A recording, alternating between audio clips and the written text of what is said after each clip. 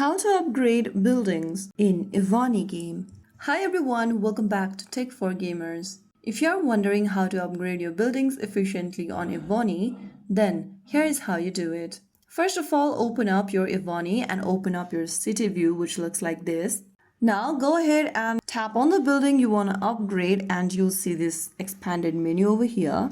Click on the upgrade button in green and you'll get to upgrade it for instant, or tap on the upgrade button in orange at the bottom right. If you choose the instant upgrade, you'll be able to instantly upgrade your building. You can also tap the upgrade button at the right hand side and it'll take some time and you'll be able to upgrade it right there. So there you have it. You can now go ahead and select another building you want to upgrade. Just repeat the step and there you have it. So there you have successfully upgraded your buildings in Evony, the King's Return. If you found the video helpful, don't forget to like, share and subscribe to our channel. I will be back again in the next video. Thank you for watching.